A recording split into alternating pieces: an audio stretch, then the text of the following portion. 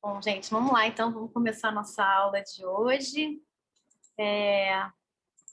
Esse módulo, então, é o módulo de gestação de um projeto documental. Na verdade, a gestação de um projeto audiovisual, não necessariamente só o documental. Eu trouxe aqui, eu uso, né, os termos do documental, mas, na verdade, esse escopo serve para todos os projetos da área da cultura, com algumas mudanças, claro, mas principalmente audiovisual, né? Deixa eu colocar o chatzinho aqui aberto, se vocês quiserem falar comigo. Bom, primeira coisa importante, talvez isso seja muito básico para quem já trabalha na área, mas isso é muito importante a gente conhecer quais são os elos da cadeia do audiovisual. A gente chama de cadeia porque, de fato, é como se fosse essa estrutura que um depende do outro, depende do outro, depende do outro. Então, a gente tem, primeiro, as produtoras, né, que são os criativos, né, são os criadores de conteúdo, são as empresas responsáveis pela elaboração dos projetos, são as empresas que dão um start num projeto, numa ideia, num conceito de uma série, etc. Dentro desse mercado, você também tem um outro tipo de empresa que eu não coloquei aqui, mas que são as produtoras de formato também, que são empresas que criam formatos de séries para vender para canais e para outros países. Por exemplo, você tem o Big Brother, que é da Endemol, que é uma produtora de formato incrível, que tem milhares de formatos. Então, você tem essa figura da produtora de formato. Mas a gente vai usar aqui produtora no Brasil, não tem tantas produtoras de formato. Algumas produtoras vendem formato, mas não existe uma produtora de formato. A gente tem as produtoras criativas que criam os projetos, elaboram, desenvolvem e, uma vez que elas realizam, elas podem levar para um distribuidor, no caso um filme, né? Antes eu vou falar da infraestrutura, né, para seguir aqui a ordem. Você tem, trabalhando aliada com as produtoras, as empresas de infraestrutura, que são empresas de aluguel de equipamento, né, essas empresas a APEMA, a Naimar, empresas de aluguel de equipamento de luz, empresas de aluguel de equipamentos de som, de câmera. Você tem as próprias equipes, né? Enfim, toda essa infraestrutura que está suprindo esse mercado, né? Fornecendo material, suprimento para esse mercado de produtora. Bom, seguindo então o nosso gráfico aqui, uma vez que o filme fica pronto, você tem a figura da distribuição, distribuidor, né, que a gente chama, que é o carinha que vai pegar o filme, a lata, né, que não é mais lata hoje em dia, mas vai pegar o filme, vai botar debaixo do braço, vai ligar para as salas de cinemas que são os exibidores e falar, olha só, eu tenho um filme aqui, você não quer exibir? Que é esse outro grupo que é responsável de fato pela exibição dos filmes nas salas de cinema. O que acontece? A figura do distribuidor, hoje em dia, por isso eu fiz essa ligação entre o produtor, a produção e o home video, que vocês estão vendo aqui, uma linha. Hoje em dia, você tem outros modelos, né, no mercado. Por exemplo, muitas produtoras estão indo direto. Ele chama de home video aqui nesse gráfico, eu não gosto muito desse termo, mas esses canais de streaming, VOD, Netflix, Amazon, Globoplay, muitas produtoras vão direto para eles. Elas não passam mais pelo distribuidor, porque a figura do distribuidor ficou muito vinculada à sala de cinema. E como os produtos são direto para a plataforma, hoje em dia você, por exemplo, se você tem um filme que é financiado pela Netflix, você não precisa estrear em sala de cinema, você só precisa estrear em sala de cinema se o filme for financiamento público, se for financiado por alguma lei, por uma empresa via lei. Se o filme ou a série for financiado diretamente pela Netflix, ela estreia direto na Netflix. E então, por isso, a distribuidora meio que perde a função nesse caso, né? Hoje em dia, de fato, você tem as distribuidoras ainda trabalhando para colocar os filmes em sala de cinema, mas é um mercado que se prejudicou ainda mais em tempos de pandemia, né? Que salas de cinema praticamente fecharam.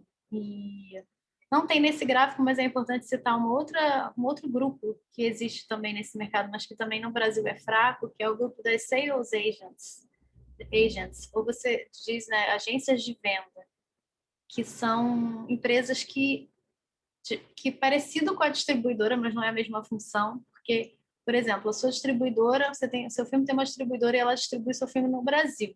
Mas eu quero distribuir meu filme na França, sei lá, eu quero distribuir meu filme nos Estados Unidos. Quem vai fazer isso? Essa agência de vendas. A agência de vendas é como se fosse uma agência, né, uma empresa, que vai pegar teu filme e vai bater em outros territórios, vai vender em outros territórios, Europa, Ásia. Você tem essa figura também no mercado, mas é mais ligada a filme também, longa-metragem, não tanto a série. E, enfim, só para vocês entenderem essa cadeia aí do audiovisual, que é bem básica, mas é isso, o mercado está muito agora com essa mudança e as produtoras estão indo direto nos players, que a gente chama de player, né? Netflix, Amazon, Google Play, batendo e falando, olha, eu tenho um projeto, eu tenho uma série tal, e aí esse canal de streaming dá o dinheiro para a produtora desenvolver o projeto, e aí, uma vez desenvolvido, o canal diz, eu quero, não quero, aí se ele diz, eu quero, compra o projeto e desenvolve, e realiza, né? Produz. Então, quer dizer, a produtora realiza e o canal paga. Esse é o nosso elo básico, esses são os elos da cadeia do audiovisual. Bom, agora eu vou entrar um pouquinho em leis, para a gente saber, pensar quais são as fontes de financiamento dos nossos filmes, né? A gente tem algumas opções, obviamente, como eu já falei, está acontecendo um desmonte do audiovisual em termos, no nível federal, na esfera federal, né? A Ancine está super esvaziada, a gente tem mudanças de, enfim, por exemplo, o Fundo Setorial do Audiovisual, que eu botei em caixa alta, que é a coisa mais importante que aconteceu no mercado audiovisual nos últimos anos, praticamente acabou. Quem já tinha contrato não recebeu ainda. Quem ia fazer contrato não vai rolar. O fundo, os recursos foram esvaziados, enfim, eu vou falar do fundo direitinho o que ele é, mas basicamente a gente tem, ainda bem, a gente tem opções em outras esferas que não só a federal. A gente tem as leis municipais, por exemplo, que até escrito errado, não, leis municipal e estadual, que são leis que o empresário, em vez de ele pagar o ISS para a prefeitura, ele bota dinheiro de ISS no seu filme. Ou a lei estadual, que é a mesma coisa, em vez de ele pagar o ICMS para o Estado, ele pega o dinheiro do ICMS e investe no seu filme. Você tem essas leis, só que, por exemplo, estados como Rio de Janeiro, há muito tempo não abrem.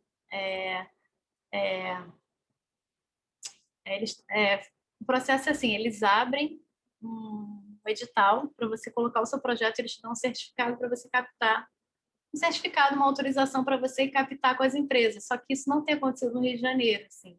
Eu há pouco tempo trabalhei num projeto lá de Florianópolis. Em Floripa está acontecendo a lei do ISS e é super boa, assim.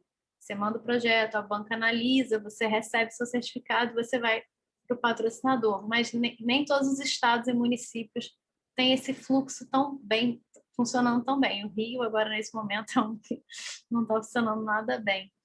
Bom, além do ICMS e ISS, a gente tem os recursos federais, né, as leis federais, que são artigo 1º, artigo 1º-A, artigo 3º, artigo 3º-A da Lei do Audiovisual, e que era, antes do Fundo Setorial acontecer, eram os artigos que eram mais usados para a captação, mais do que a Lei Rouanet, porque a Lei Rouanet, para o empresário, não é tão interessante quanto a Lei do Audiovisual, que a lei do audiovisual você consegue ter um retorno, o empresário consegue ter 100% de retorno do imposto. A lei Rouanet não. Então, para o audiovisual era muito o artigo 1º e o 3º-A. E o artigo 39, que esse já é um artigo que era usado pelas empresas, pelas majors, né? Majors a gente chama, são as distribuidoras americanas que trabalham, que exploram o mercado no Brasil, né? Então, por exemplo, Universal Studios, MGM, essas empresas, nem sei se é MGM ainda é MGM, mas enfim, essas empresas grandes americanas explorando o mercado brasileiro, elas têm que recolher um imposto, porque elas exploram o mercado no Brasil, então elas têm que recolher um imposto. O que o artigo 39 fez? Ele falou para as empresas, para essas majors, se vocês investirem em produções brasileiras, vocês não precisam pagar imposto. Então, deu uma isenção de imposto e foi o artigo 39. Bom, essas são as leis que a gente tem. Só que existem outras formas de financiamento. A gente tem política pública, que hoje em dia também não estão patrocinando tanto, mas a Rio Filme, durante anos, tinha um edital aqui no Rio, abria praticamente anual, era anual o edital da Rio Filme, de patrocínio de projetos. Mas hoje em dia funciona mais como uma film commission, que é uma... O que é uma film commission? Uma comissão fílmica, né? Traduzindo para o português, em que você tem ali um suporte e um apoio institucional. Então, por exemplo, eu preciso de uma locação, estou desesperada, preciso de uma locação aqui de um hospital. Aí eu ligo para a Rio Filme e falo, cara, não estou conseguindo fechar um hospital. Aí a Rio Filme pega e fala, olha, a gente tem aqui esses hospitais aqui da prefeitura que você pode filmar e a gente te dá o hospital. Então, é um apoio. Eles não dão grana, hoje em dia, assim, né, pelo menos como está hoje, né? A Rio Filme não está mais colocando dinheiro nos projetos, mas ela está dando um apoio institucional e eventualmente fornecendo alguns insumos, locação, um apoio com logística, enfim, a depender do que a produção precisa. Em São Paulo tem a SP Cine, que é muito boa, porque organiza eventos, faz encontros de produtores com canais de televisão, enfim, mas eu estou dando as film commissions como exemplos de políticas públicas. Aí você tem, finalmente, já falei, o Fundo Setorial do Audiovisual. O que acontece? O Fundo Setorial do Audiovisual foi criado um fundo, como o nome diz, com todo o imposto, todo o Condecine que era pago. O Condecine é o imposto que todo mundo da cadeia do audiovisual recolhe, paga, para fazer qualquer negociação, você recolhe um Condecine, né? Enfim, exibir filme. Estou exibindo filme, pago Condecine. Estou distribuindo, pago Condecine. Enfim, é um imposto que é recolhido na cadeia do audiovisual. O produtor vai registrar um filme na Ancine, paga Condecine. Esse Condecine ele ia para um fundo e esse fundo diretamente investia de novo em novas produções. Então, o fundo setorial era incrível, porque era um dinheiro que era da própria cadeia que ia se retroalimentando, né? E o fundo setorial era legal porque ele tinha uma preocupação de investir em novos talentos. Porque uma coisa que acontecia no mercado de cinema durante muitos anos aconteceu foi que você só tinha os mesmos produtores grandes e os mesmos diretores famosos produzindo filmes. Você não tinha gente nova entrando no mercado. E o Fundo Setorial possibilitou isso, porque eles criaram uma banca, que é uma banca mista de gente do Ministério da Cultura, da Ancine e do BRDE, que é a empresa que faz a gestão financeira, né, do fundo. E essa banca mista, eles queriam o quê? Trazer diversidade para o cinema. Então, muitos projetos de gente, tipo eu, por exemplo, minha primeira série que eu dirigi, eu não tinha nunca dirigido nada antes, foi contemplada pelo fundo setorial, quer dizer, era e tomara que continue sendo, se o próximo governo reativar o fundo, era uma grande porta de entrada para novos produtores, então, e diretores, enfim. Então, era isso, assim, ele era criterioso, você tinha que descrever, tinha que fazer orçamento, tinha que botar tudo certinho, a prestação de contas era super rigorosa, assim como todos esses são, mas era muito democrático nesse sentido, porque antes era só gente grande fazendo cinema, e hoje em dia, depois do setorial, você tinha um monte de gente fazendo cinema. Bom, editais públicos e privados, aí você tem Doc Futura, que todo ano abre, normalmente com uma temática. Esse ano, por exemplo, foi Juventude. Teve um ano que foi sobre florestas urbanas ou hortas urbanas. Cada ano o Doc Futura abre, você tem o Itaú Cultural, que é um edital super legal, que é super amplo, não é só para audiovisual, eles contemplam projetos de 1000 coisas, assim. Você tem, o que mais de edital? Doc Futura, o Itaú Cultural, o Canal Brasil, uma época abriu o edital, junto com, vou até mostrar uma planilha deles aqui, junto com a Rio Filme, não tem mais. Você tem, enfim, vários editais que abrem, tem que ficar de olho, na verdade, no Google mesmo, edital de cultura, edital cultural. Niterói, por exemplo, tem um edital que está abrindo todo ano, quem é de Niterói, não sei se tem alguém aqui de Niterói, mas todo ano está abrindo edital, a Prefeitura de Niterói, e é um edital que não é via lei, é direto, dinheiro da Prefeitura, enfim. Então tem que ficar atento a esses editais. Eu coloquei por último verba de marketing dinheiro bom, porque essa é uma expressão do mercado que todo mundo fala, que o dinheiro que vem do marketing das empresas é um dinheiro bom porque você não precisa prestar conta. Que eu estava falando. A grande questão das leis é que você tem que fazer uma prestação de contas e é super burocrático. Eu falo para todo mundo assim, não tem como ter corrupção na cultura, porque a prestação de contas é muito criteriosa. Você tem que prestar conta de cada água que você compra no seu filme. Você tem que prestar conta de tudo, tudo, absolutamente tudo. Então, quando uma empresa patrocina direto, que a gente fala patrocínio direto, a Coca-Cola vai investir no seu filme, ela vai dar o dinheiro, a gente fala que é dinheiro bom porque no final das contas você só tem que apresentar o filme pronto. Mas todo dinheiro é bom, né, gente? A gente não vai recusar nenhum tipo de dinheiro. Bom, o que eu falei mais cedo para quem tinha chegado mais cedo é o seguinte, uma máxima do mercado é: eu tenho uma ideia, minha ideia é genial, só que ideia não é projeto. Ideia, qualquer um pode roubar sua ideia. Eu posso falar aqui hoje para vocês, gente, eu tenho ideia de fazer um filme sobre o monstro do Lago Ness na Baía de Guanabara. E aí, alguém pode roubar minha ideia, porque ideias são coisas muito aleatórias, né? Então, por que você precisa transformar sua ideia num projeto? Porque o projeto é seu, só você vai ter escrito aquele projeto, o projeto vai ter a sua cara. Bom, como é que a gente empacota um projeto? Então, o que a gente precisa saber, dizer e mostrar no nosso projeto? Bom, o que é, né? O que é? É um filme, é uma série, é um curto, é um longa, é um documentário, é um projeto de ficção, O que é? Como e quando será realizado? O ideal é você ter uma ideia de um planejamento. Ah, eu vou demorar 1 ano, vou demorar 3 anos, eu vou demorar 6 meses, enfim.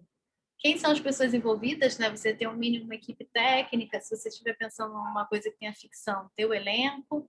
Quanto custa o seu projeto, né? Qual é a sua motivação, o seu objetivo com esse projeto? Ah, eu quero fazer um projeto sobre a Baía de Guanabara porque eu quero a despoluição da Baía de Guanabara. E quem é você na fila do pão? Né? Teu currículo, tua experiência, ou a experiência do produtor, né? Ah, eu consegui um produtor muito legal para fazer um projeto. Quem é esse produtor? E qual é o seu exibidor, né? Quem que vai querer o seu projeto? Eu vou esmiuçar isso tudo agora nessa aba aqui que fala sobre as partes de um projeto audiovisual. Bom, importantíssimo que você tenha uma apresentação. Você quer vender um projeto, você tem que ter uma apresentação dele. Com umas coisas bem básicas. Uma sinopse, que é um resumo, né, do seu projeto. Objetivo, justificativa, qual é a sua motivação, que eu já falei no outro slide. A estratégia de realização, um cronograma, um orçamento, uma equipe técnica, um argumento ou um pré-roteiro, porque normalmente em caso do documentário ninguém pede roteiro, porque não é uma prática do mercado. Vou deixar os slides disponíveis para vocês, tá, gente? Pode ficar tranquilo, não precisa anotar, não. Não é uma prática do mercado brasileiro ter roteiro em fase de edital. Então, normalmente, eles pedem para você mandar um argumento do seu filme. E um argumento é um texto que a gente considera como um pré-roteiro, eu vou explicar mais na frente. O currículo da produtora, né, que é importante, e alguns editais, e muitos editais, na verdade, ultimamente, têm pedido o quê? Uma proposta de acessibilidade. O que é isso? Eles querem que você diga se o seu filme vai ter legenda closed caption, porque eles querem acessibilidade, então eles querem que cegos e surdos possam ver e ouvir os filmes. Então, alguns pedem que você coloque libras, outros pedem que você coloque closed caption. Enfim, então é bom você pensar nisso na hora de colocar o seu projeto, ter acessibilidade. Aí alguns também pedem público-alvo, estratégia de comercialização é cada vez menos frequente, porque a Ancine tirou a comercialização dos orçamentos e eu vou mostrar isso depois, e um teaser do projeto, que é um filminho que, obviamente, você só vai conseguir produzir se você tiver alguma grana, alguma produtora bancando esse teaser. Mas tem alguns editais, inclusive, que pedem. Ano passado eu participei de um evento chamado Doc Montevidéu, e eles, na inscrição do projeto, eles pedem para você mandar um teaser. E aí eu fiz, assim, um teaser do nada, editei lá com os materiais que eu tinha de arquivo, como loucura. Bom, em caso de série também é ideal você ter a sinopse de cada episódio. Não precisa ser um texto gigantesco, sabe? Tipo, quando eu coloquei meu projeto no fundo setorial, eu tinha um resumo de cada, como a minha série era sobre pessoas, eu tinha um resumo de cada personagem num episódio. No episódio 1 é o Thiago vai falar disso, o episódio 2 é o Naldinho vai falar disso, o episódio 3 é a Mônica. Eu dei um resuminho do que era cada personagem da minha série. Bom, aí aqui eu vou... Tem muito texto, eu sei que não precisam ler agora, mas eu vou explicar. Bom, sinopse, objetivo, justificativa e motivação. Primeiro, sinopse. O que é sinopse? Eu já falei um pouquinho, né? Ela é um resumo, uma síntese, um sumário da história que você vai contar. Então, como um documentário, não necessariamente você tem uma história. Ah, o João saiu de casa, foi no mercado, do mercado ele foi à feira, da feira ele foi à farmácia, da farmácia voltou para casa. Às vezes você não tem um encadeamento tão claro ainda na sua cabeça do que vai ser a história que você vai contar, porque o documentário é muito amplo, muito livre, muito aberto. Então, você pode dizer assim, cara, qual é o seu objeto que você vai estudar? Ou qual é o objeto que você vai investigar? Ah, eu vou fazer um filme sobre a Baía de Guanabara e eu vou investigar tais e tais personagens, eu vou seguir tais e tais personagens. E dizer como é que você pretende filmar. Ah, eu vou fazer um observativo, uma interferência mínima no que eu estou filmando, ou eu vou usar como referência o filme da Petra Costa, Democracia em Vertigem, eu vou falar de mim e vou falar da Baía de Guanabara, enfim. É bom aqui você dar uma ideia do que... Um relato breve, né? Porque a sinopse tem que ser uma coisa bem pequena, mas do que é uma síntese do que é o seu projeto. Em objetivo, você pode contar um pouco mais, né? E aí é bom que você pense numa lista de objetivos, assim, ah, eu quero filmar isso, eu quero fazer isso, eu acho que vai ser importante para o projeto ter isso, e você vai dizendo quais são os seus objetivos na realização desse projeto.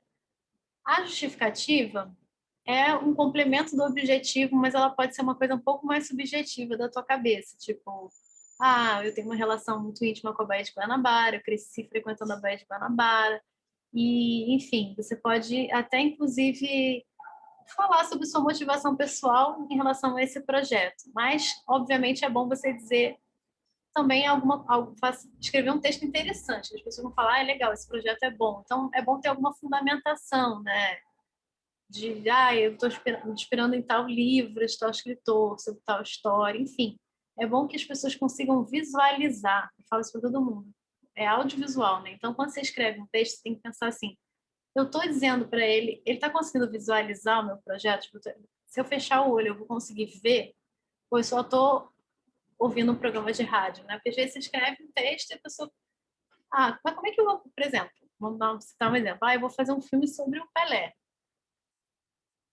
Cara, para você fazer um filme sobre o Pelé, você ou tem que ter um contrato com o Pelé, que você vai entrevistar o Pelé, ou você tem que ter material de arquivo pra caramba, porque o Pelé é um cara que não joga mais futebol, que você não vai ter como filmar ele jogando futebol. Então você vai ter que contar para a pessoa que você está vendendo seu projeto, assim, olha, o filme vai contar com as imagens de arquivo do Pelé, do tempo que ele jogava futebol na seleção, do tempo que ele jogava no Santos, e ele vai ter também contar com arquivos da TV não sei o quê. Não, você tem que dizer como é que você vai contar essa história, né? Não só dizer como é que você vai contar a história áudio, mas também visualmente, né? Então, o objetivo justificativo são esses complementos da sua sinopse, né? O objetivo é uma coisa mais objetiva, um texto mais objetivo sobre o que é o seu projeto, a justificativa pode ser um relato um pouco mais subjetivo. E a motivação, que é muito parecido com a justificativa, que é, cara, eu quero fazer esse projeto porque esse projeto é minha vida, porque eu amo, não precisa dizer, mas é bom que você mostre o seu envolvimento com o seu tema, o tema que você está querendo explorar, que você está querendo criar esse registro, né? Então você pode dizer como que você chegou nesse tema, por que você tem interesse nessa história, enfim. Vamos lá. Estratégia de realização e cronograma. Muitos editais pedem essa estratégia de realização, que é muito parecido com cronograma. Então, às vezes fica um pouco redundante mesmo. Você tem, às vezes... Estou muito assustada. Você tem, às vezes, a estratégia de realização, você diz lá... Jimmy, posso dar aula? Você diz lá que você quer filmar, a sua pré-produção vai durar tantos meses ou tantos dias e você vai fazer isso na sua... Só que assim, o que eu estou dizendo aqui no slide que é uma boa estratégia? Você pode, na estratégia de realização, você pode contar tudo que você pretende fazer, desde o momento que você tem autorização para captar, e você vai falar, eu vou captar o projeto em tais empresas, e eu então vou ficar 6 meses em fase de captação, depois eu vou fazer a pré-produção, produção e a finalização, e no final o filme vai ser exibido em tais e tais canais, eu pretendo comercializar também em plataformas de streaming, enfim. Você pode, na estratégia de realização, fazer uma coisa mais geral, e no cronograma você colocar coisas específicas, que geralmente a gente coloca no programa essas 3 etapas, a pré, a produção e a pós. Eu vou mostrar para vocês aqui um modelinho de cronograma que eu faço, que é bem simples. A Yasmin perguntou dos arquivos. Tá, no final, Yasmin, a gente conversa sobre isso. Tá bom? Ela está perguntando se a gente pode falar sobre as implicações jurídicas do uso de arquivos pessoais em matérias de jornais, etc. Legal, a gente pode falar disso no final. Bom, vou mostrar para vocês aqui um exemplo de cronograma que eu faço, que é muito simples, que normalmente funciona nos editais que eu coloco, os projetos. Aí, foi, gente, para vocês? Tá aparecendo aqui. Foi.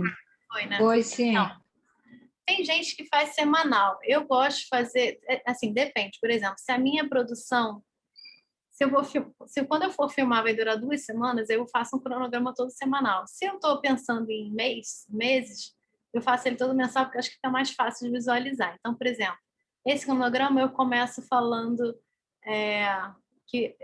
porque eu já tenho material filmado. Então, eu digo que em setembro de 2018 eu vou fazer a decupagem das entrevistas, uma pesquisa e criação de um roteiro. Em outubro, começa a pré-produção, contratação de equipe, agendamento das entrevistas. Em novembro, eu faço captação das imagens das entrevistas. Em dezembro, eu converte o material, organização do material bruto, sincronização. Janeiro, edição, e etc. Março e abril, criação de trilha. Esse cronograma, tá vendo? Esse provavelmente foi para o edital de Niterói. Tem para estrear em Niterói. E em agosto estreia em canal de televisão. Esse é um cronograma bem básico e normalmente é o que eles precisam, assim, uma coisa mais básica, mais objetiva, assim. Você pode colocar mais informações se você quiser, mas o importante é eles saberem o que você está pensando para cada etapa, né? Quanto tempo você está, por exemplo, eu coloquei aqui que eu vou precisar de 2 meses para edição de imagens, porque eu considerei que era importante ter bastante tempo para montagem, mas fica a seu critério. É óbvio que depende de cada projeto. Tem projetos que vão demorar mais tempo para editar, tem projetos que editam mais rápido, enfim. Depende de cada projeto. Eu vou mostrar para vocês um cronograma que a Cine agora pede, que é bem simples também, no formulário deles. É o seguinte, gente, uma coisa que eu estou antecipando, mas que eu vou falar já já. Esse projeto que eu passei agora era um projeto de um longa, assim. Mas era um longa bem... Não, mentira, não era um longa, não. Era um médio. 52 minutos. Bom, sim, o processo é o seguinte. Uma vez que você tem o seu projeto e a produtora quer produzir e você quer colocar na lei, você tem que escrever o projeto na Ancine. Para você escrever o projeto na Ancine, você preenche um formulário todo online. Isso aqui é um espelho do formulário que está no sistema da Ancine, para vocês verem como é que é o formulário, que é super simples, na verdade, né? Você tem aqui a identificação do projeto, você tem identificação do proponente, aqui você diz qual artigo de lei que você quer captar, ou se você vai captar via fundo setorial. Aqui você faz um cronograma, esse que eu ia mostrar para vocês agora, tá vendo? O cronograma deles é basicamente a quantidade de pessoas envolvidas, a data de início e fim do desenvolvimento, e você faz uma descrição das ações que você vai fazer naquela etapa. Pré-produção, a mesma coisa. Então, por exemplo, desenvolvimento, criação dos roteiros, pesquisa, criação dos roteiros, pré-entrevista, tem muito documentário que faz pré-entrevista antes de filmar.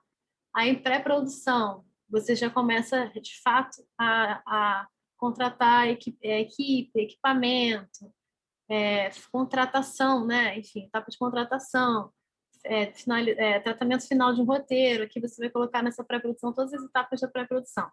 Produção e filmagem, tudo que você vai fazer na produção final é pós-produção. É bem simples esse cronograma da Ancine.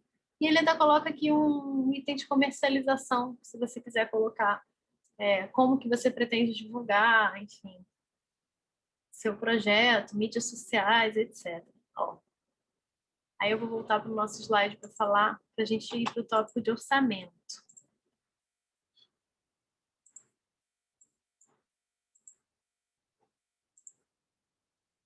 diferentes, gente, que são muitas abas. Bom, uma vez que você já tem o seu cronograma, na verdade, assim, eu pessoalmente prefiro fazer o orçamento primeiro, que aí eu faço o orçamento, aí eu vejo lá no orçamento, o orçamento me diz quanto tempo eu vou precisar para cada etapa, porque eu prefiro orçar e ver no orçamento. Enfim, cada um faz do jeito que prefere. O orçamento de produção é um também bem específico que engloba as etapas de desenvolvimento, produção, pré-produção, produção e pós-produção. Alguns editais permitem que você coloque comercialização no orçamento, mas hoje em dia na Ancine não tem essa opção. Então, o orçamento, na verdade, é o grande indicativo. Gente, o orçamento é muito importante. Eu trabalhei uma época como parecerista da Secretaria de Cultura do Estado do Rio. E eu percebia muito que a pessoa, às vezes, a pessoa era muito bom, mas ela mandava o orçamento, ela não fazia ideia de quanto custava o aluguel de uma câmera. E aí ela chutou, sei lá, 1.000. Então, assim, é muito importante que o seu orçamento esteja certinho, assim, e vale a pena ligar para as locadoras e perguntar, oi, tudo bem, quanto é que está a diária da câmera? Quanto é que está a luz, o kit de luz? É muito... Eu sei que é chatinho, é trabalhoso fazer orçamento, você tem que ligar para as pessoas, ligar para os profissionais e perguntar, você tem tabela que você pode consultar, as tabelas das associações, mas é importantíssimo que o seu orçamento esteja bem feito, porque o orçamento conta muito ponto na aprovação de um projeto. Então, em suma, o orçamento é um grande indicador para saber se a pessoa que está fazendo o projeto sabe o que ela está fazendo. Porque tem orçamento que, às vezes, as pessoas esquecem de orçar. Por exemplo, seu projeto em viagem. O fulano disse que vai filmar no Maranhão. Legal. Só que não tem nenhuma linha no orçamento de viagem, nem de passagem, nem de hotel, nem de alimentação no Maranhão. E aí você fala assim, mas como é que ele vai filmar no Maranhão se ele não está orçando? Então, gente, orçamento é muito importante.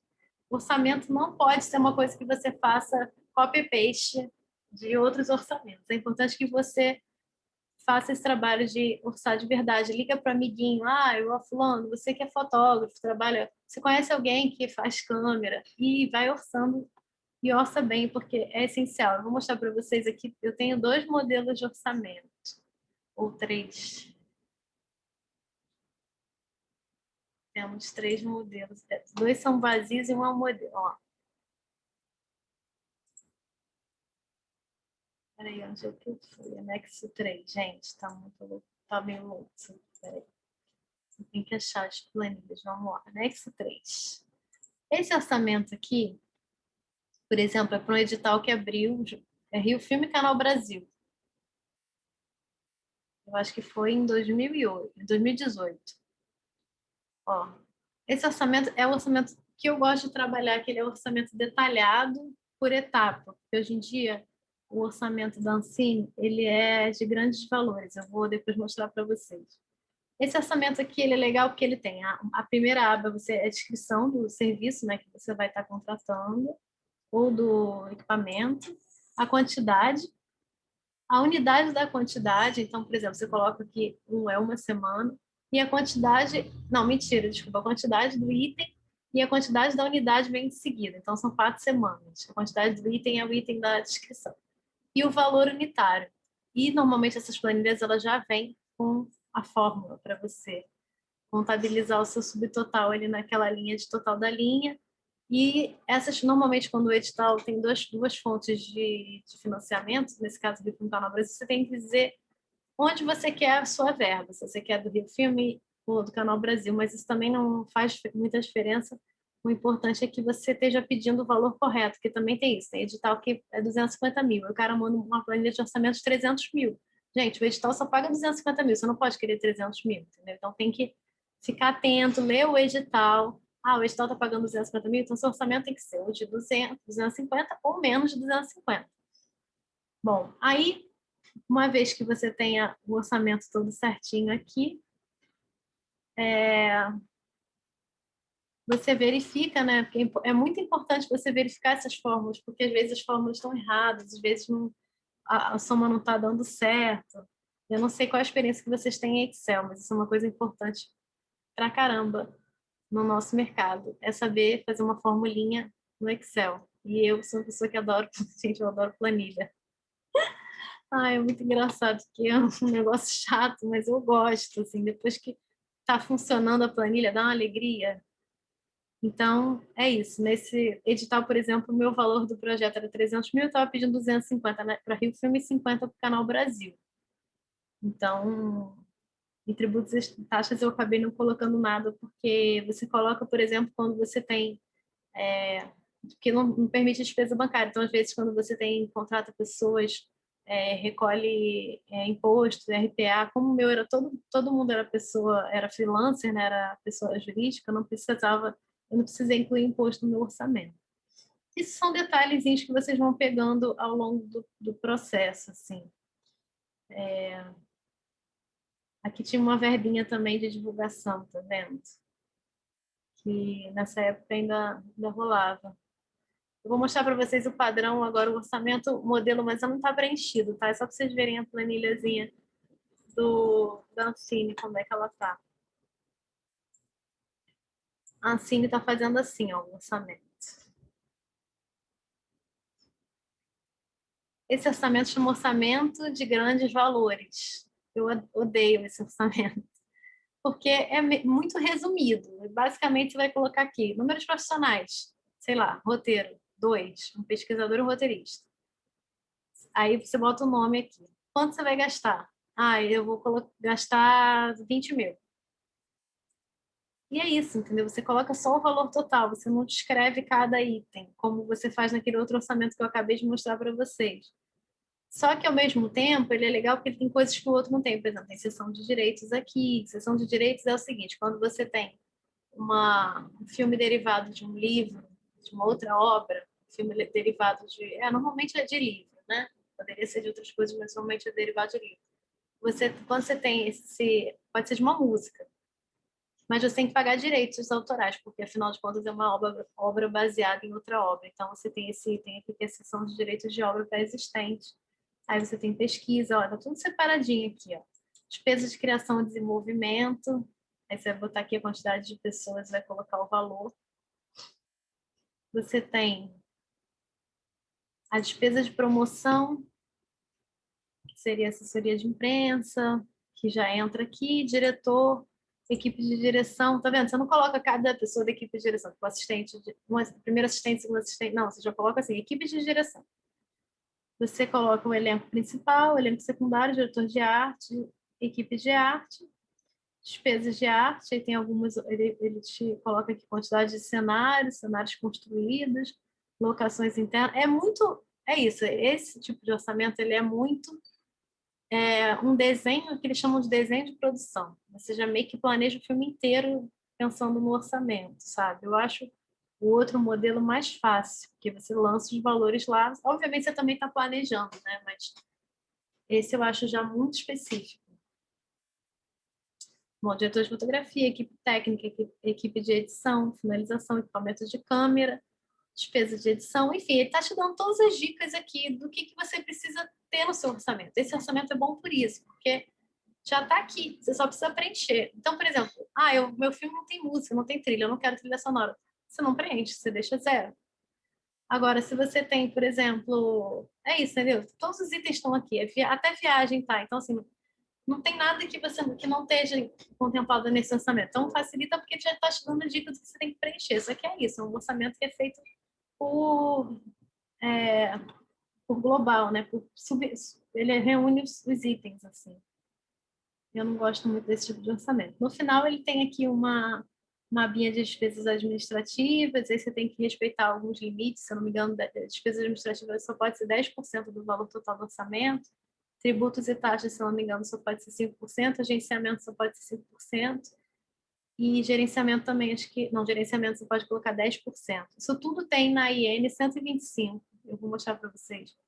Mentira, não vou mostrar para vocês. No material complementar dessa aula, gente, eu estou colocando o link lá do site da Ancine, onde tem essas planilhas, onde vocês conseguem encontrar essa planilha e todas as informações sobre a aprovação de projetos da Ancine. Isso é uma instrução normativa que se chama Instrução Normativa número 125, que tem todos esses indicativos do passo a passo para você registrar um projeto no Ancine e fazer o download dessas planilhas, ou fazer direto no sistema, que é melhor, mais fácil. Mas é bom você já ter tudo certinho em mente. Então, eu faço assim, normalmente eu monto fora do sistema já o projeto, e aí eu só lanço no sistema, para você não perder tempo no sistema e aí cai a internet, aí você perdeu tudo que você fez, né? Normalmente eu prefiro fazer fora do sistema. Então, o orçamento da Ancine agora novo é esse, chama Orçamento de Grandes Valores. Voltando lá à nossa apresentação, que a gente... Ai, demorando muito. Vamos lá. Argumento. Eu já falei um pouquinho para vocês, né? É muito difícil você ter um roteiro de documentário. Pode ser que você tenha um roteiro, e o caso Evandro, a gente filmou com um roteiro, e eu vou mostrar para vocês na aula que vem um pouquinho do roteiro do caso Evandro, análise técnica, decupagem, um monte de coisa que a gente usou para planejar a filmagem, e depois o conceito visual da série, o conceito, enfim, tudo.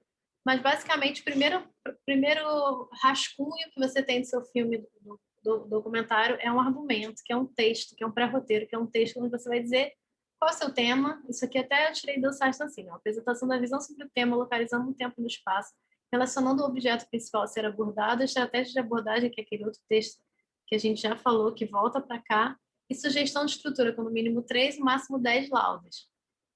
Sugestão de estrutura que eles pedem é assim: eu vou começar o filme com tal situação, no meio do filme vai ter tal coisa. Você tentar fazer mais ou menos uma ideia de começo, meio e fim. É uma estrutura do que você está pensando em fazer. E é isso, você pode falar dos personagens retratados, você pode falar como é que você vai retratar os seus personagens, você pode falar de referências de outros filmes que você viu, que você acha que tem a ver com o seu, você vai usar imagem de arquivo, você vai usar imagem de arquivo do entrevistado, se você vai filmar a pessoa 24 horas, se você com as locações, etc, etc. Outro documento que parece um pouco o argumento, mas já é uma evolução do argumento, é a escaleta.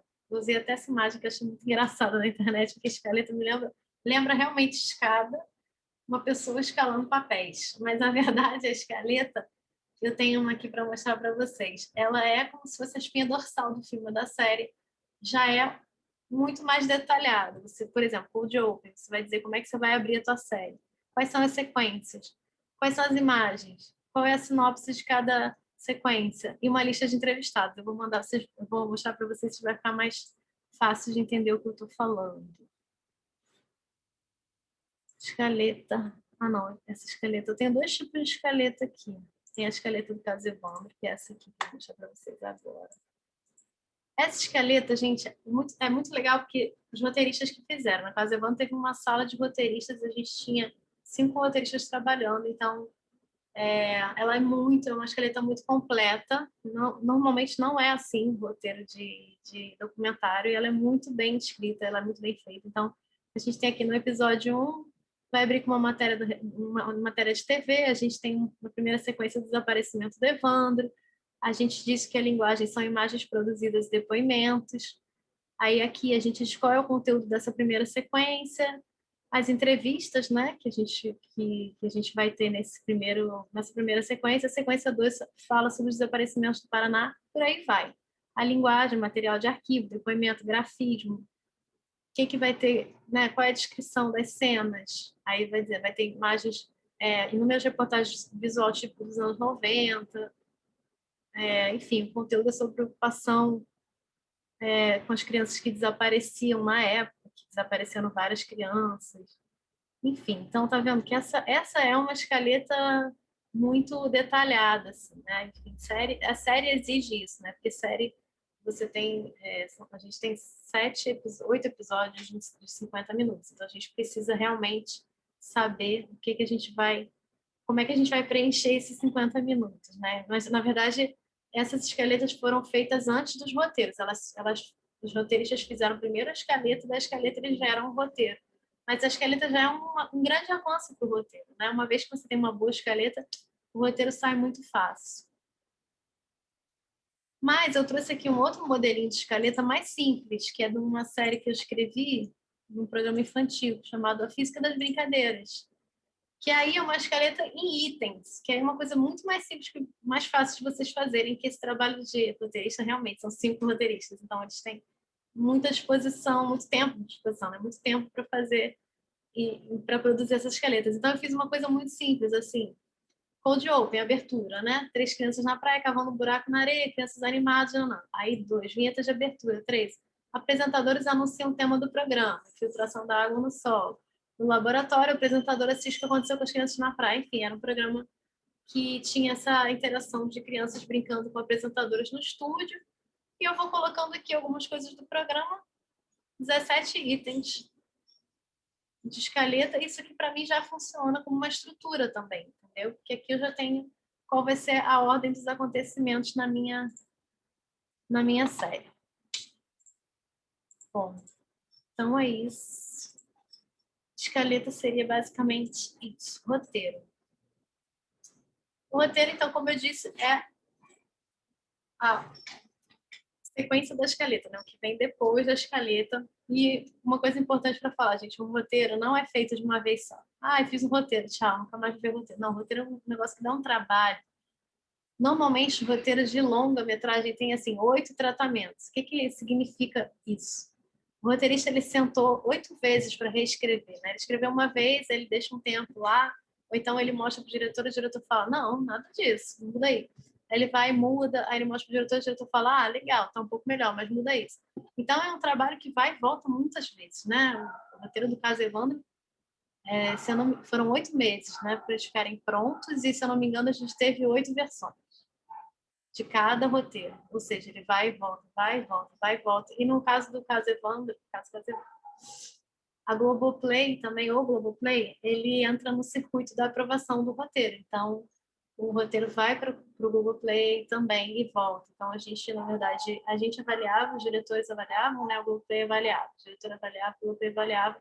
E isso originou 8 versões, que foi muito bom, porque o roteiro melhorou muito com esses inputs que a gente deu, né? E o Globoplay deu. Gente, existe um documento nesse mercado que chama Bíblia, que é um documento super interessante. Eu não vou conseguir mostrar hoje porque eu não baixei aqui, mas eu vou mostrar para vocês na semana que vem. Vou dar um gostinho para vocês da Bíblia do filme do Pelé, que eu trabalhei, que vai estrear agora em fevereiro no Netflix. A Bíblia é um documento super importante, principalmente para quem vende formato. Por quê? Ele é como se fosse uma Bíblia mesmo, do projeto. Ele tem que ter tudo que o projeto tem. O formato, todos os detalhes, basicamente. O conceito, se for uma série de ficção, então tem que ter os enredos, o arco dramático.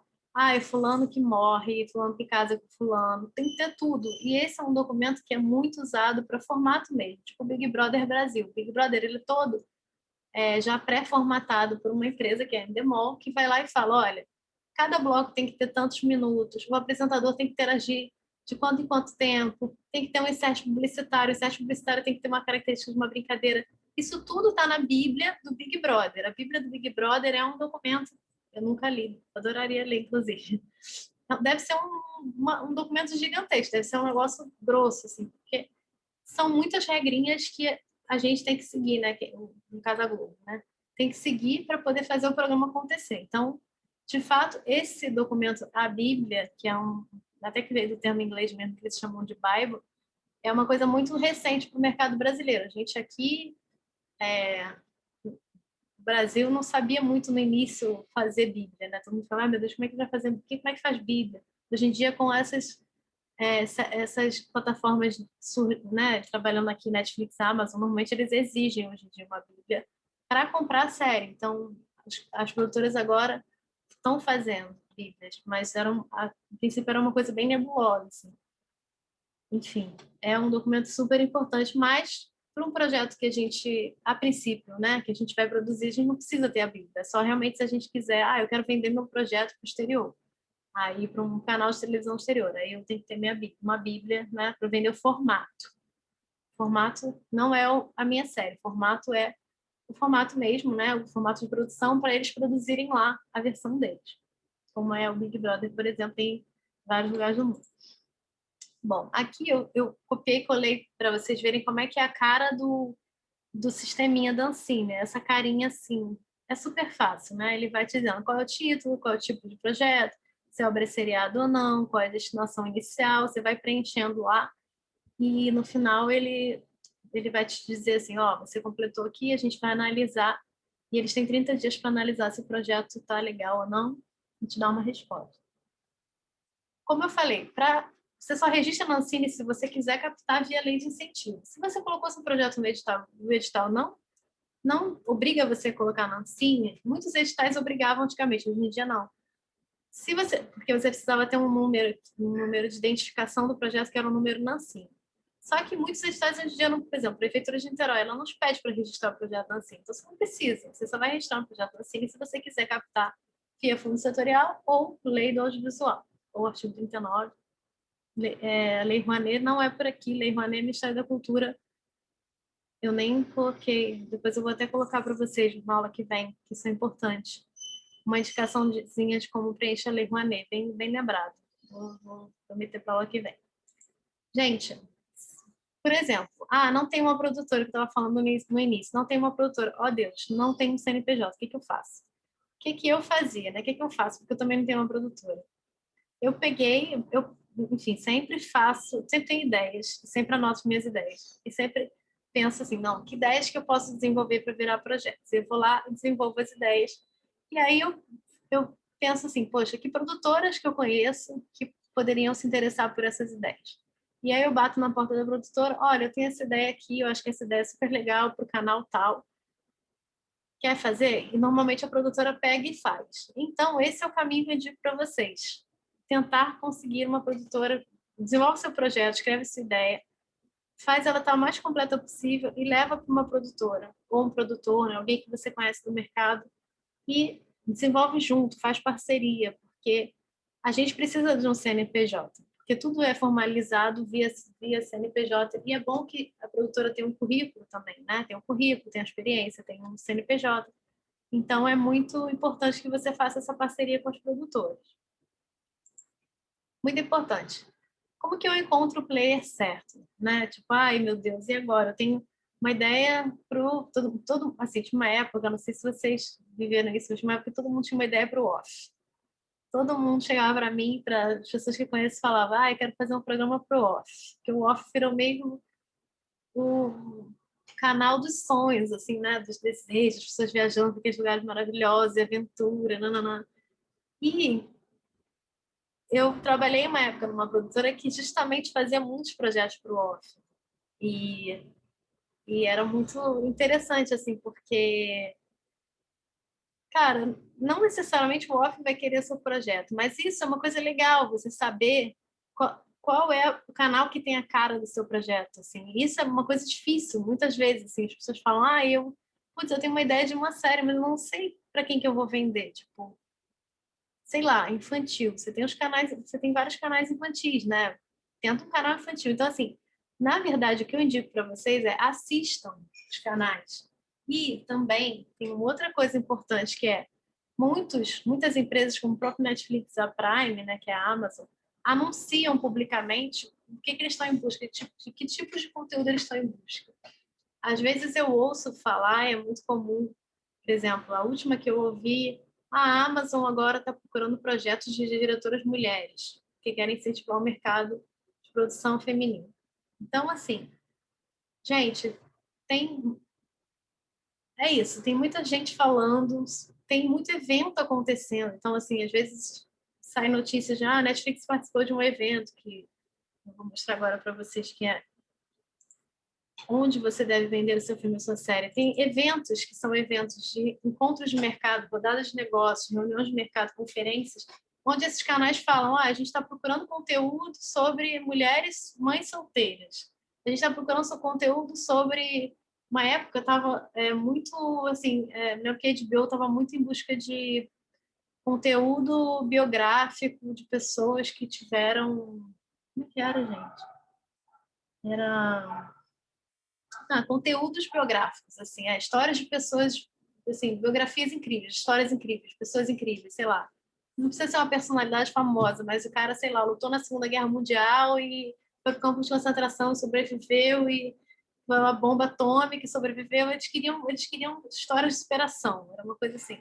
Então, assim, participar desses mercados, eu estou botando aqui 3 mercados que são, por exemplo, famosinhos, mas que são mercados, assim, esse aqui não, porque eu não conheço, o Nordeste Lab, assim, a primeira foto que é aqui, o Rio Creativo Conference, é o Rio to See, que é um evento que acontece todo ano no Rio de Janeiro, que é super legal, mas é um evento caro. Esse evento é onde, de fato, acontece esse encontro dos canais com os produtores vão lá levar projetos, os canais recebem, e esses encontros se chamam rodadas de negócio. Você tem um tempo para apresentar o seu projeto para o canal. Eles normalmente te dão 7 minutos, que é o padrão, 7 a 10 minutos para você apresentar a tua ideia. Uma mesa na frente do canal. Muitas reuniões, eu já participei de algumas, você percebe de cara que a pessoa não está interessada no seu projeto pela linguagem corporal dela. Não está prestando muita atenção, ela está meio de saco cheio. Então, gente, são eventos que são caros. Óbvio, se você conseguir participar, ótimo. Mas se não, a gente tem um bom velho e-mail, né? Mandar e-mail para o canal e falar: oi, eu tenho um projeto, eu acho que esse projeto é cara do canal, eu quero marcar uma reunião, na cara de pau. Porque é assim que sempre aconteceu e sempre vai continuar acontecendo, né? A Ana escreveu que se não tem CNPJ, consegue levar um projeto para um player, ou primeiro seria legal mandar o projeto para um produtor e eles fazem a ponte com o canal. Então, Ana, o ideal, eu li muito rápido, né, gente? Ela está perguntando se ela tiver um projeto, se ela pode levar até o player ou se ela precisa levar para a produtora. O ideal é que você leve para a produtora, porque o canal ele precisa de uma segurança jurídica para executar o projeto. Ele precisa de uma segurança, ele precisa saber que vai ter a chancela da produtora lá dizendo que esse projeto vai acontecer. Porque você, pessoa física, pode até ser que tenha acontecido na história do audiovisual, mas eu nunca ouvi de uma pessoa física conseguir fazer um projeto com um canal. Por quê? É uma grana muito alta, é um investimento muito alto, é um risco muito alto de não dar certo. Então, o que que acontece? Se você pega e bate na porta de uma produtora, você tem a produtora ali, você tem o CNPJ, você tem o currículo da produtora, uma produtora que já tem uma comprovada capacidade de realização, que eles chamam, né? Já tem uma comprovada capacidade de realização. Então, é mais fácil eles investirem no teu projeto via produtora do que você, pessoa física. Talvez já tenha acontecido, mas eu tenho ouvido falar, assim, a Priscila escreveu aqui que não tinha CNPJ, participou de uma rodada de negócio no evento do Série Lab, foi muito legal, rendeu contatos bons com players legais. Então, assim, o que eu faço? Normalmente eu vou nas rodadas de negócio e muitas vezes eu não vou com produtora, eu vou por minha conta. Tem uma... eu vou por minha conta. Então, assim, óbvio, rola, mas assim, fechar negócio, botar grana, eu aposto que é bom ter uma produtora, porque é uma responsabilidade muito grande. As séries são caras, os filmes são caros, né? É um dinheiro que está sendo investido. Então, de fato, a chancela da produtora vai te dar mais confiabilidade para o canal apostar no seu projeto. Então, aqui tem um exemplozinho das rodadas de negócios, né? Nesses eventos. E aqui eu vou contar para vocês um pouquinho os tipos de pitching, que a gente chama de pitching, é essa venda do projeto, né? Essa reunião. Pode ser uma reunião, pode ser um formato de uma palestra, né? Você está no palco, você está vendendo o seu projeto. O pitching de 1 minuto, que é esse primeiro, a gente chama de elevator pitching ou pitching de elevador, que é muito importante que vocês terem em mente que é bom você conseguir vender teu projeto em até 1 minuto. É uma coisa dificílima, mas todo mundo fala, cara, se você consegue vender o seu projeto em 1 minuto, você consegue vender o seu projeto. Porque você tem que, em uma frase, praticamente, você tem que dizer o que é o seu projeto. Por que que você acha que tem a cara do canal? E quem é você, né? É uma coisa muito rápida. Pois, Michelle, eu tô aqui, meu projeto é isso, é muito difícil, gente. Eu nunca fiz um pitching de elevador, mas eu já ouvi várias histórias, não é lenda, de gente que conseguiu subir no elevador, vender projeto, inclusive dentro do Rio Content Market, que eu trabalhei nesse evento. Eu trabalhei 1 ano só no Rio Content Market, mas que era o evento que precedia o Rio to See, que ele mudou de nome, mas é o mesmo evento. E eu vi pitching de elevador acontecer e eu vi gente fechar negócio no elevador. Então, acontece. mas é muito mais difícil. Então, assim, pensem que um pitching normal dura de 5 a 7 minutos. Aqui está de 3 a 5, 7 a 10, na verdade, o médio é 7, são 7 minutos. Você tem que chegar e falar qual é o seu projeto, qual é o seu diferencial, o que você... Eu até coloquei equipe aqui, mas nem sempre equipe é importante, a não ser que você tenha uma coisa que é importante falar. Você só destaca a equipe se você tem alguém muito importante na sua equipe. Você tem um diretor de fotografia que tem nome no mercado, você tem um diretor que tem nome, ou um produtor que tem nome, ou uma atriz que está envolvida, que é conhecida. Senão, a equipe não é tão importante assim. Você tem que avaliar o que você vai destacar do seu projeto, que sejam pontos fortes para você falar no seu pitching.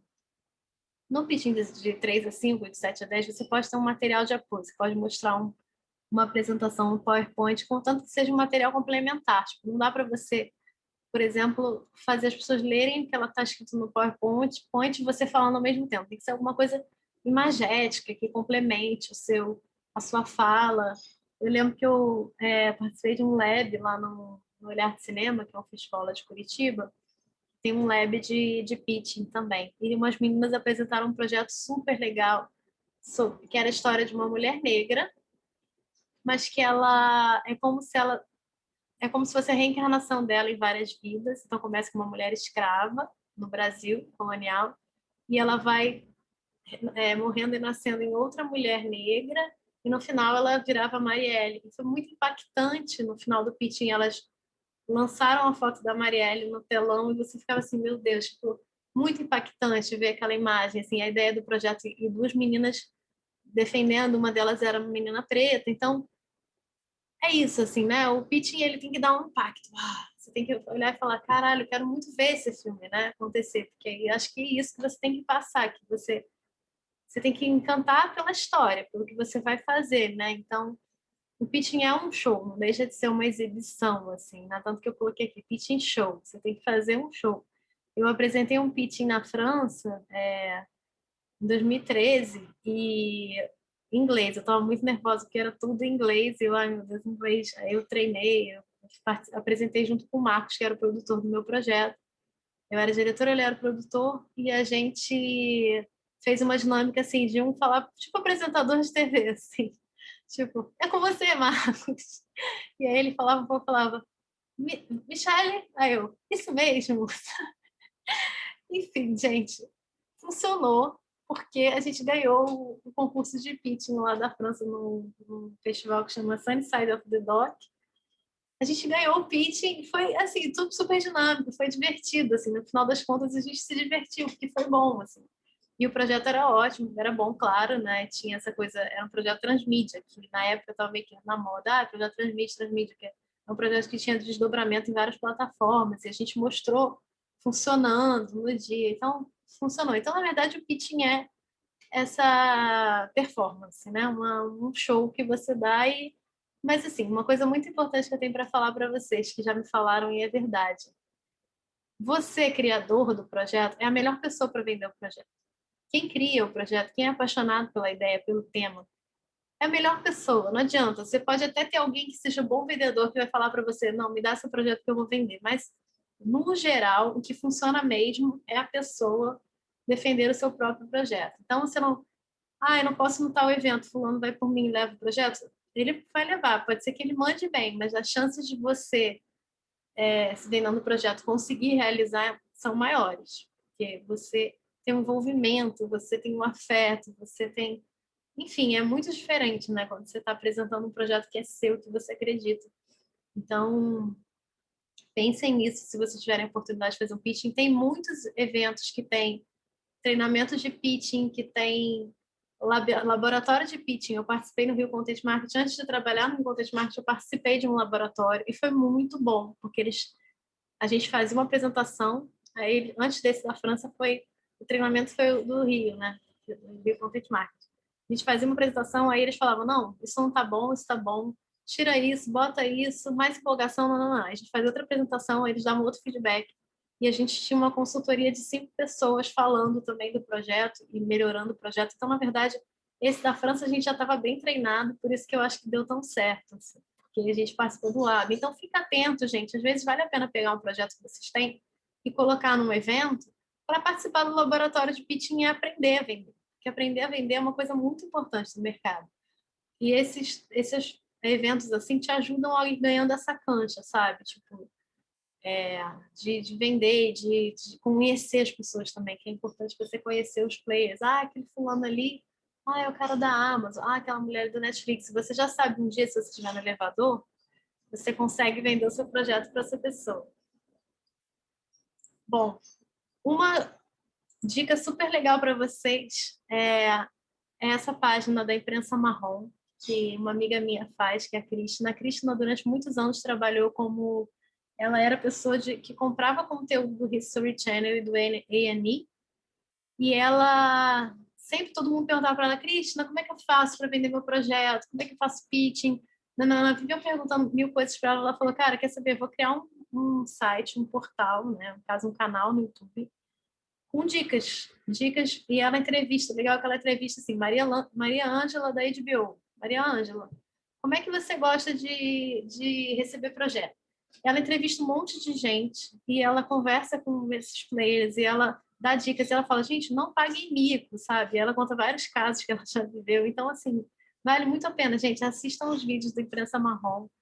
Ela é engraçada, ela é divertida e ela entrevista diretores também. Enfim, a ideia desse site é justamente guiar quem está querendo trabalhar com TV, cinema e streaming a mandar bem, né? Porque ela, como anos trabalhando como a pessoa que comprava, né, aquisições do History Channel e A&E, viveu muitas experiências engraçadas e malucas, enfim. Então, é uma pessoa muito interessante. Exatamente. Ela fala de todas as cagadas que acontecem. Bom, basicamente o conteúdo da aula de hoje é esse. Eu construí aqui um slidezinho para falar dos documentários brasileiros que eu falei no início da aula. Gente, eu não falei de documentário brasileiro na aula passada. E realmente foi uma falha minha, porque a gente tem documentários maravilhosos. É porque, na verdade, eu me baseei no livro do Bill Nichols. Então, como é um livro gringo, ele só fala de documentários gringos. Eu não citei documentários brasileiros. Mas eu queria dizer para vocês que eu estou preparando uma lista de filmes brasileiros que estão no YouTube. Tem muitos filmes legais. Eu já percebi, assim, ontem eu comecei a lista, já achei, assim, uns 20 filmes brasileiros importantíssimos que estão no YouTube inteiros. E a gente pode, enfim, assistir é isso, sim, ganhar essa experiência de referência. São grandes referências, assim, de documentário, são filmes super importantes. Tem o João Moreira Salles, eu botei aqui. Enfim, o Estou Me Guardando do Carnaval Chegar não vai estar no YouTube porque é um filme novo, mas ele vale muito a pena se vocês cruzarem em algum lugar com esse filme, ou se vocês já viram, não sei. É sensacional esse filme. Aí eu citei aqui o Santiago, o Branco Sai, Preto Fica, são filmes que ainda não estão no YouTube, são filmes mais novos, assim. O Ilha das Flores está, que é mais antigo. Helena, não vi, não sei, não chequei ainda. Da Petra Costa. Eu vou dizer uma coisa para vocês, gente. Democracia em Vertigem não é o melhor filme da Petra Costa. Eu gosto muito do Helena e eu gosto muito do Homem e a Gaivota, que são os dois documentários que ela fez antes do Democracia em Vertigem, que são muito bons. O Torre das Donzelas é maravilhoso, né? Ela é Suzana Lira, eu sou também muito fã. Todos os filmes dela são muito bons. Vale a pena fazer uma amostra só de Suzana Lira, que ela é muito foda, assim. Aí aqui eu citei alguns, gente, tem milhares, né? Citei alguns só para não dizer que eu não falei de filme brasileiro. É Difícil Master, no Coutinho, vale a pena ver todos. O Cabra Marcado para Morrer também do Coutinho. O Ônibus 174 não está disponível no YouTube, uma pena. O Nós que Aqui Estamos por Vós Esperamos está no YouTube, está na nossa lista. Aqui tem o ABC da Greve, está no YouTube. O ABC da Greve é muito bom. E o Entre Atos, que é o filme que depois conta a história da eleição do Lula em 2002, ele tem imagens do ABC da Greve. É legal você assistir os dois filmes, assim, porque eles são muito conectados. Está Mira, Simonal, Janela da Alma, o Mistério do Samba, Aruanda está no YouTube, o Jango e o Notícias de uma Guerra Particular também estão no YouTube, Viramundo também está no YouTube. Eu vou terminar essa lista, prometo, até terça-feira e vou botar lá no nosso Drive para a gente fazer essa... A gente podia montar um cineclube, olha eu, né, assistir os filmes e a gente combina umas reuniões aqui para a gente debater alguns filmes. Eu acho que seria legal. Se vocês toparem, eu super topo. Ai, gente, acho que é isso, então. Falei rapidinho hoje. Vocês têm alguma questão, alguma dúvida? Querem que eu fale melhor de algum tema aqui?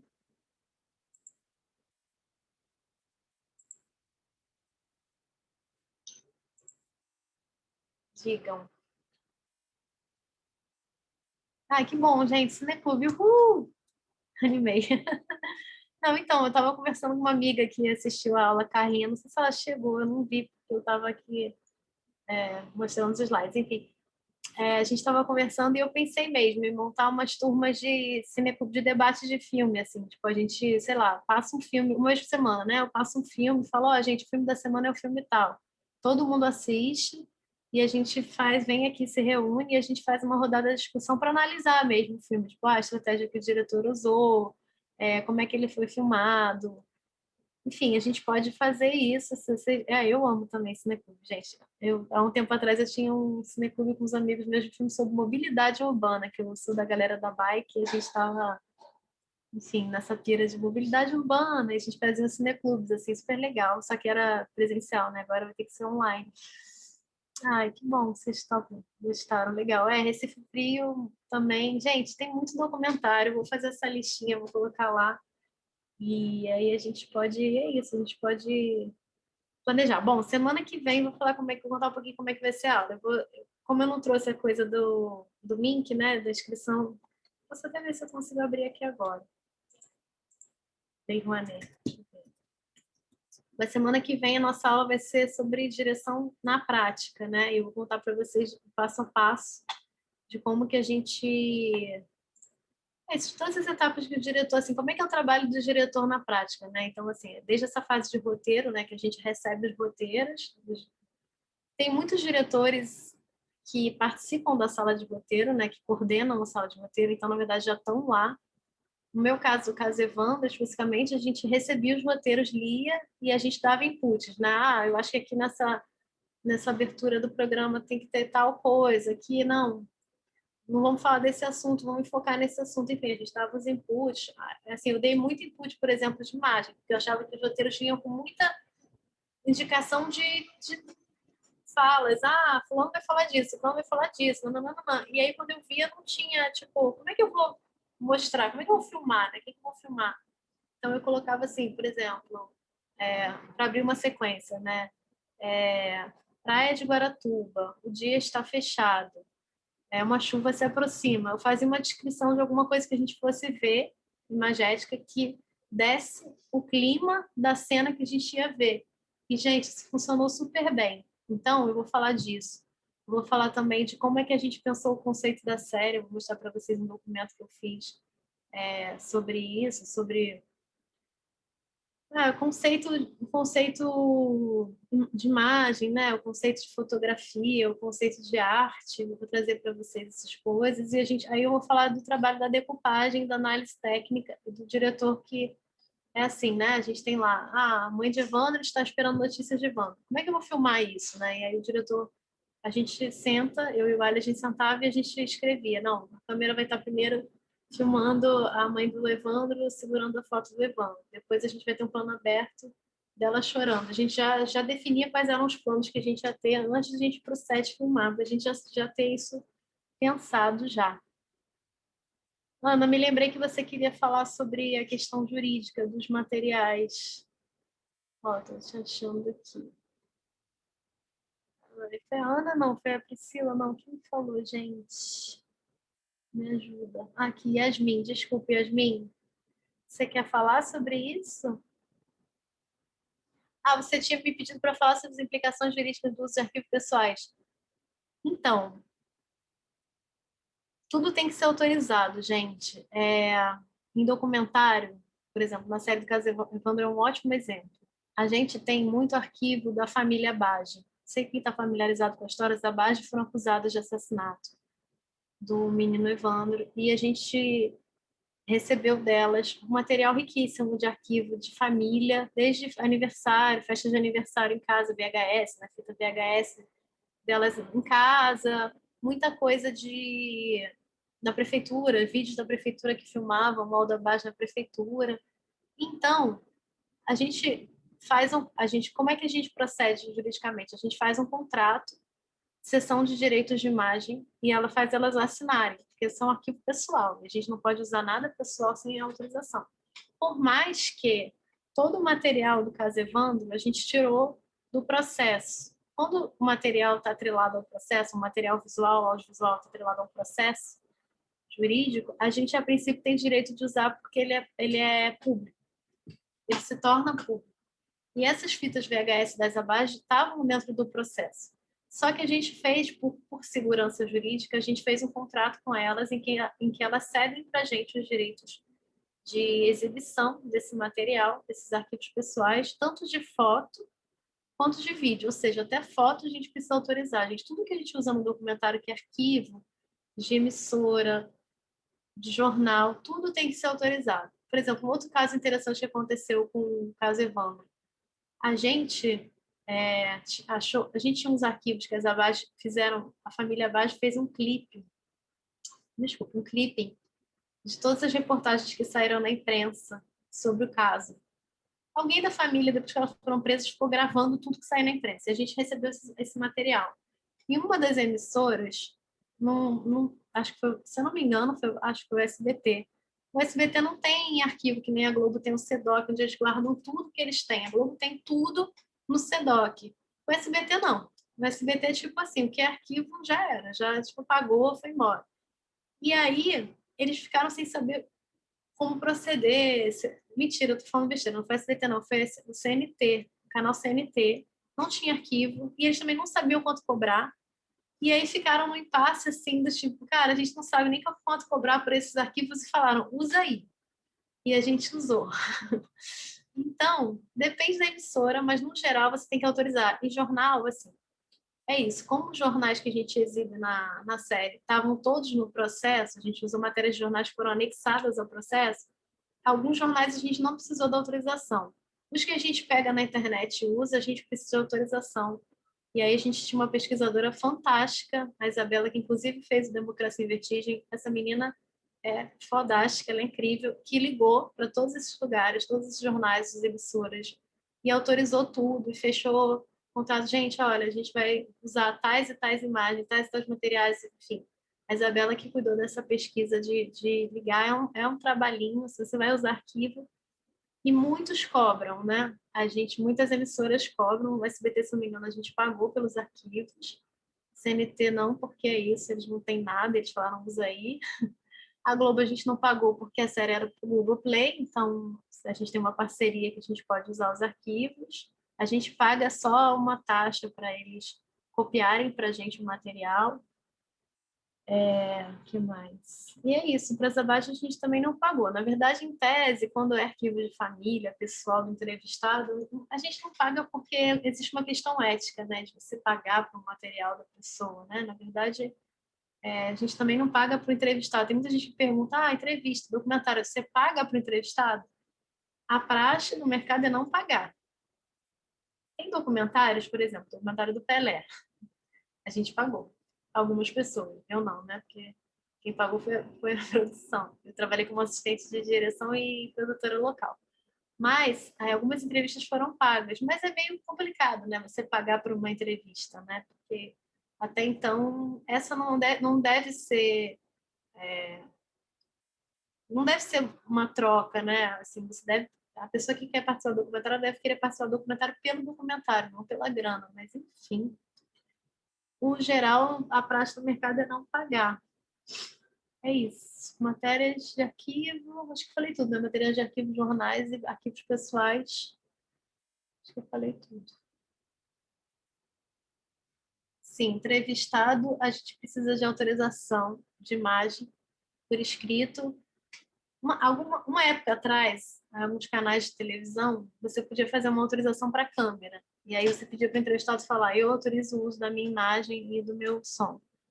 Mas hoje em dia, não. Hoje em dia, a gente tem um documento que é super simples, mas na verdade não é, porque ele autoriza até a exibição da pessoa na Lua, se deixar, tipo, transmissão via satélite, via não sei o quê, mas é um documento padrão que eu uso normalmente, é um padrão que é o padrão da Globosat, que diz lá, a pessoa autoriza o uso da imagem e da voz dela vinculado à obra. Normalmente é vinculado à obra, né? Tipo, não vou pegar essa imagem dela e vou usar em outra coisa. Normalmente, autorização de imagem, normalmente não, é sempre vinculada à obra. Então, assim, eu só vou usar essa entrevista da Zabage no programa do caso Evandro. Não tenho autorização de usar a entrevista dela em outro material.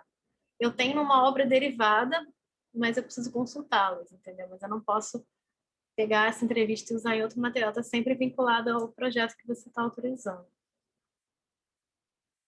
Ela pode mudar de ideia entre a gravação e o lançamento? Pode. Porém, uma vez que ela assina a autorização de imagem, em tese, você recebeu a autorização de imagem, está com a autorização de imagem na mão, só se a pessoa entrar na justiça ou se a pessoa criar um imbróglio muito grande, você pode pensar em não colocar a pessoa no... Eu tenho uma história, gente, muito bizarra. Quando eu trabalhei uma época numa produtora, eu fiz a produção internacional de um filme chamado Filme de Cinema, do Walter Carvalho. Não sei se vocês já assistiram, também é um documentário super legal. E a gente conseguiu contato com o garotinho, o ator, que hoje é adulto, mas que foi o garotinho do Cinema Paradiso. E eu fechei tudo com ele por telefone. Imagina, gente, eu que nem falo italiano, o cara não falava inglês. Mas fechei a gravação, marquei, nananana, a equipe foi para a Itália. Ele mora na Sicília, numa cidadezinha mínima na Sicília, que é a cidade, inclusive, onde foi filmado o Cinema Paradiso, que vocês não assistiram, pelo amor de Deus, gente, assistam esse filme, ele é maravilhoso. Bom, enfim, chegando lá, o Walter Carvalho começou a entrevista. Ah, pede isso, pede aquilo, repete uma cena do filme, aí ele faz uma cena, agora repete outra. Ele descobriu que o cara tá ficando cego, o ator, totalmente cego. Na verdade, ele não estava totalmente, mas ele estava quase cego. E aí, em determinado momento, ele sumiu. Eu tinha fechado um cachê com ele para participar desse filme. Esse filme também pagamos cachê. Se não me engano, eu tinha fechado 2.000 euros com ele para ele participar do filme. E ele sumiu da equipe e me ligou do banheiro falando que ele não queria mais 2.000 euros, que ele queria 10.000 euros. Que ele só voltava para filmar com 10.000 euros, enfim. E a gente tinha, para minha sorte, a gente tinha uma produtora italiana, que é brasileira, mas que mora na Itália, que fala italiano, que era a Andrea, que estava dando assistência comigo. Eu falei, André, por favor, resolve isso com o teu italiano aí, convence esse cara a voltar. E ele não voltou. E ele voltou para o Brasil, a gente voltou com o material, o Walter Carvalho falou, eu vou usar esse material dele. A gente pagou só os 2.000 euros para ele, nada mais. E a gente ficou no telefone, anos, não, mentira, mas meses, negociando com ele, a Andrea, né, que falava italiano, que era produtora lá da Itália, e finalmente ele autorizou. Mas isso pode acontecer, gente. Ele já tinha, inclusive, assinado a autorização de imagem, mas ele falou, cara, eu quero mais dinheiro. Tipo, tá ficando cego, sei lá, né? Minha vida acabou, não, sei lá. Revista pode mudar de ideia. Uma dúvida de como começar a pesquisa para encontrar essas imagens. Por exemplo, imagem de reportagem de TV. Se não é caso de ter gravado a transmissão, como faço caso da família? Essa pergunta é bem boa. Então, todo mundo que quiser na vida pode acessar o SEDOC, mas você tem um procedimento antes. Você tem que entrar em contato com a TV Globo, o SEDOC. Por exemplo, eu fiz uma série, só para contar por quê. Fiz uma série chamada Gerações da Vela, que era sobre a família Grael, para a Sport TV. E a gente, em algum momento, a gente precisou acessar o SEDOC. E a pesquisadora Marina, que trabalhou comigo, ela já tinha feito um filme sobre a família Grael. Então, a Marina, ela é pesquisadora, ela entrou em contato com o SEDOC. Por exemplo, qualquer um pode entrar em contato com o SEDOC e falar, oi, tudo bem? Eu sou pesquisadora, eu estou pesquisando para um filme ou uma série e eu quero assistir o material. Como era antes, na época da Marina? O SEDOC falava, vem aqui e assiste aí, tipo. E ela ficava lá o dia inteiro assistindo o material. Agora parece que esse procedimento mudou. No caso, Evandro, a gente tem que fazer uma busca, a gente tem que pedir uma busca para o SEDOC, a gente fala assim, eu estou pesquisando, sei lá, Hitler. E aí o SEDOC vai mandar para você todas as entradas que tem com o nome de Hitler. Vai mandar uma lista no Word para você com todas as entradas lá. Reportagem do Fantástico sobre Hitler, de janeiro de 2007. Reportagem da Jornal Nacional, nananana. E você vai falar, legal, quero esse. E aí eles vão te mandar já. Eles vão te mandar com a logo da Globo. O material que eles chamam de offline, que não é um material valendo, que tem uma marca d'água da Globo gigantesca que você não pode usar. Mas para você ver se é isso que você quer e para você já montar. Então, na verdade, o procedimento é esse. Mas é isso, é bom, como eles cobram, é bom você ter certeza do que você vai querer pedir e já pedir com certo enfoque, porque eles vão te mandar e eles vão te cobrar para você usar o material. Quer dizer, óbvio, para você pesquisar, eles não cobram, né? Mas como era antes, como a Marina fazia, de ir lá, sentar e ver, eu achava melhor, porque ela tinha mais autonomia de, eu pesquisar aqui. Agora não, você tem que pedir especificamente palavra-chave. Então, assim, caso Evandro, a gente mandava Abade, Diógenes, Caetano, a gente mandava o nome dos personagens e eles iam dando as entradas que eles tinham. Mas não é tão preciso, entendeu? A Globo não tem um arquivo tão tinha matérias que a gente não achou, por exemplo, e a gente desistiu, porque não achava de jeito nenhum. Então, depende muito do tema que você quer, né? Vamos lá. Se não é o caso, o que mais? No caso de licenciar a obra, existe a obrigação de consultar essas pessoas novamente ou receber dividendos da obra? Não. Na verdade, uma vez você diz às pessoas que recebem cachê, é isso? Ou a cessão de direitos? Bom, em ambos os casos, sim. Você, tipo, sei lá, você fechou o contrato com a pessoa, autorização de imagem com a pessoa, para a pessoa participar da sua série. Se você vai exibir sua série no Canal Brasil, ou no GNT, ou na Globosat, enfim, ou em algum lugar, em tese você não precisa pedir autorização para o personagem de novo, não. Porque ele, uma vez que ela está autorizada, a série ela vai para o mundo, entendeu? Novos licenciamentos estão incluídos nessa autorização de imagem. Gente, eu acho que eu respondi tudo. Comentar que estão começando a fazer Bíblia para a série aqui sem ser de formato. Sim, tá rolando isso agora. Eu, por exemplo, fui chamada, mas ainda não rolou o trabalho para fazer a Bíblia de uma série sobre o Mister Catra.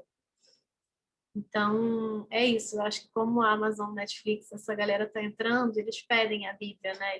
Eles têm um procedimento muito mais profissional, que eu acho bom, né? Porque o nosso mercado, durante muitos anos, foi muito amador. O diretor é produtor e ele que escreve os projetos na lei era meio zona, assim. Agora não. Com essa entrada dessas empresas, dessas plataformas, a gente tem essa profissionalização no mercado. Então, a Bíblia, por exemplo, para você fazer uma série no Netflix, por exemplo, você tem que desenvolver uma Bíblia, e aí o Netflix vai falar, legal, quero. Pode ser que eles falem, não gostei, tchau. Eles financiam o seu desenvolvimento, mas eles não produzem. Se eles quiserem, eles não produzem. Então, esse procedimento da Bíblia tá começando a acontecer e eu acho que é bom, porque é isso, uma prova de que o mercado está se desenvolvendo, né? Se profissionalizando. Vamos lá. E acho que eu respondi, gente, não sei. Falem aí se eu não respondi. Crítico. Ah, legal. É um documentário do Kleber Mendonça, Crítico? Vou pesquisar. Eu acho que é isso, gente. O Crítico e o Recife Frio. O Recife Frio é um documentário meio é mais ficção do que documentário, mas é documentário também. O Crítico é documentário, os dois são bem legais. Legal. Eu achava que Recife Frio era uma ficção, mas pode ser que ele seja uma mescla. Ah, legal, tá bom. Vou tentar botar na nossa listinha. Não sei se eles vão estar disponíveis, mas eu vou buscar. Se eu não me engano, tá. Os dois estão no YouTube, se eu não me engano. Ah, legal. Então tá. Gente, eu não sou, assim, eu não incentivo pirataria, tá? Eu sou uma pessoa que acredito que, assim, a gente trabalha para a indústria do audiovisual, então eu faço questão de pagar ingresso. Obviamente, assim, tá caro pra caramba ingresso de cinema. Eu vou dizer que eu tenho ido muito pouco ao cinema até por causa do Covid, mas às vezes eu tenho a opção, por exemplo, de ver um filme que eu quero muito e tá no Now, e o aluguel é R$6,90. Gente, eu vou pagar R$6,90 porque, assim, nosso cinema precisa muito da gente, né? De financiamento, assim, por mais que a gente tenha todos esses incentivos públicos, com essa questão do governo Bolsonaro, está muito difícil para o independente, né? O produtor pequeno que não tem, por exemplo, eu tenho visto produtoras grandes, a O2, né? Produtoras grandes fazendo produções com a Netflix e com a Amazon e com o Globoplay, mas assim, as produtoras pequenas estão sofrendo, então assim, vamos fazer a nossa parte, vamos pagar ingresso, vamos alugar os filmes, alugar, né?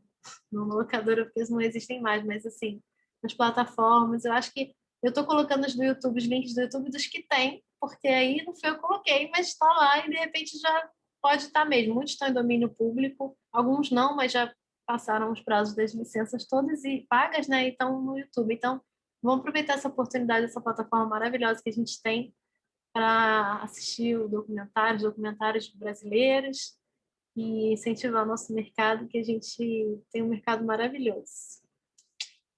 É isso, gente. Então, semana que vem nos vemos. Obrigada. Muito feliz com a participação de vocês, com a presença.